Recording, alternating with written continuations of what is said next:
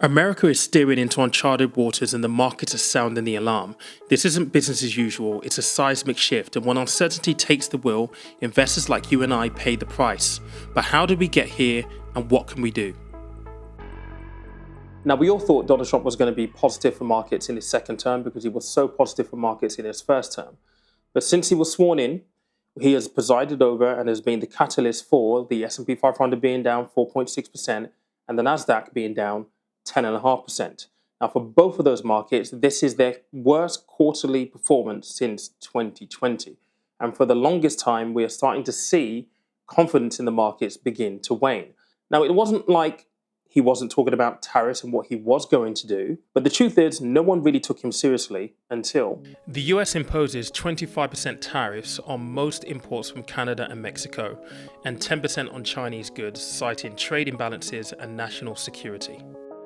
Former Canadian Prime Minister Justin Trudeau announced his 25% tariffs on $30 billion of US goods, with another $125 billion planned in the subsequent 3 weeks to give local businesses time to adapt.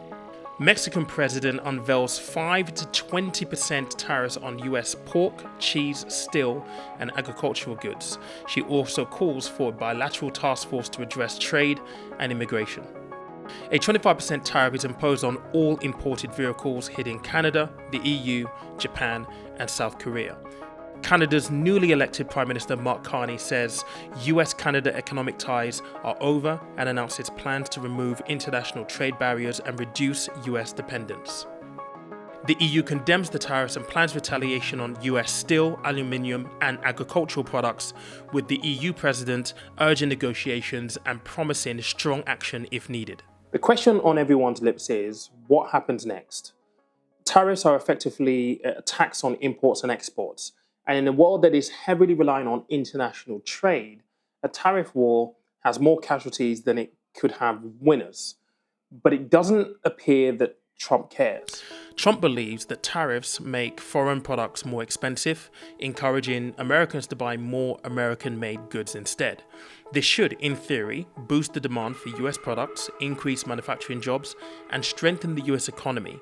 He sees tariffs as a way to protect American industries, workers from cheaper foreign competition, helping the US become more self-reliant economically.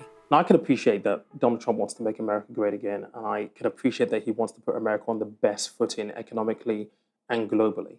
I think any leader will want that for their own country. But the reality is that with tariffs, the tax that is added to imported, exported goods, that cost doesn't just disappear into the ether. That has to be paid for in some way, shape, or form. And typically, it's paid for by the country that is either importing or exporting these products, these goods, these services into their economy. More specifically, it's being paid by the citizens of that country. And this in itself is where we get into the inflation conversation. Now, I don't need to remind you, but we have a very recent lived experience of what it's like when inflation gets out of control. You feel under more financial pressure because your disposable income can effectively disappear overnight because the cost of goods and services around you have increased. Not only that, you also then have the economic levers that need to be pulled when inflation starts to build and starts to grow. The first is interest rates possibly need to move. And what that means is higher rents, higher mortgages. And then on top of that, you also have the issue of the impact to the economy, the economic uncertainty. Already in the US, there are fears of a recession, which, because America is the largest market on the planet, will impact everyone else on the planet. You then also have, as a byproduct of that, the performance of the stock market, which we have seen in the S&P 500 and the Nasdaq. And if you are investing like me at the moment, you're probably sat there thinking, well, what is the right thing to do? You may have a different set of time on your clock. You might have 5 years, 10 years, 15 years. You might even have a shorter period than 5 years on the clock. You might be thinking, what do I do? Do I really put my money at risk in the markets with the uncertainty that we're currently facing? It's a really important question, which I'm going to dovetail back to in a moment. What is the focus now for investors? And what is the one thing that we absolutely have to now be thinking about? But before we get onto that, here's a message from the video sponsor this week. Before we carry on, there is a 6.5% interest rate offer that I need to tell you about, and I really do think you'll find it useful. So let me give you the information in the next minute or so. Now, this is available via XTB, who are a low-cost, all-in-one investment app that gives you access to stocks and ETFs. Now, this 6.5% interest rate is available for new and existing customers, and it is going to be available for uninvested funds in their stocks and shares ISA. If you are the kind of person where you have yet to complete contributions into your stocks and shares ISA, this may be a really good home for your money. There are two elements that you need to know about the interest rate and how it's constructed. The first is the underlying interest rate, which is a variable rate of 4.5%. They are offering a 2% boost to get it up to 6.5%, and they're going to boost it for 90 days. This offer is open from the 1st of March to the 30th of April. So you've got a really good window to be able to take advantage of this if you're looking for the best place to place money and take advantage of your money working as hard as possible for you whilst it's waiting to be invested. I will leave a link down below so you can go and have access to that and go and have a look at it. But if you have any questions down below, let me know. Now let's carry on with the video. Liberation Day, as President Trump calls it, is the day the US imposes significant tariffs on imports from major trading partners like Canada, Mexico, China, and the European Union. The goal? Encouraging Americans to buy American-made goods, boosting domestic industries, and creating US jobs. So Liberation Day is tomorrow, and we're going to be eagerly waiting to hear the response of the countries who are impacted by what gets announced in tariffs tomorrow. We're going to want to hear from China. Now, China have been on the record to say that they are ready for any type of war, regardless of whether it be a tariff war or a trade war. We want to hear from Canada and Mark Carney and what his stance is going to be on the Canadian side, being so close to the American border. We also definitely want to hear from the EU and member states like Germany, who, for car imports going into America, that 25% tariff is going to severely impact their economy. Is going to impact their workforce, and we're going to want to know what their initial stance is going to be. What are they going to do? Are they going to retaliate? Are they going to capitulate? We've seen retaliatory tariffs go in as a tactic to try and get Trump to see sense. It feels as though he is taking a very hardline approach, and depending what gets announced tomorrow, we'll find out how hard he wants to go at this.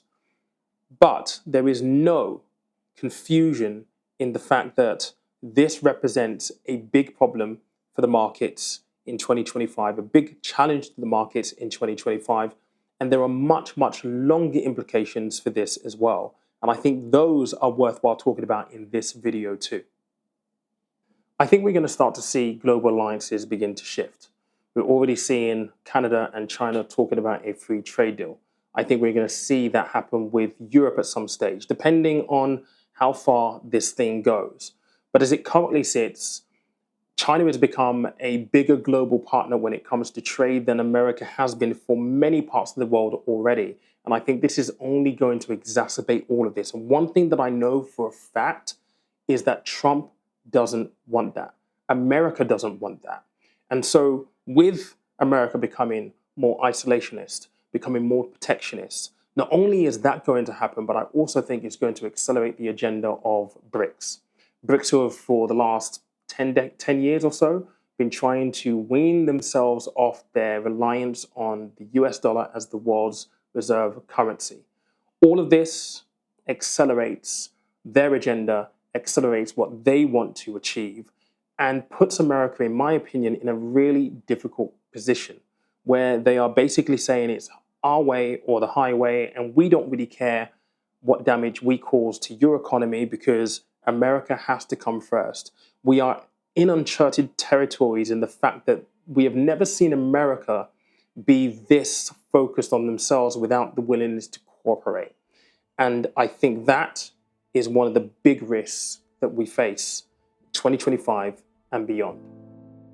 The best thing we can do as investors right now is to make sure that we are globally invested. And that isn't reinventing the wheel. It's not a genius idea. It's not a silver bullet to solve everything.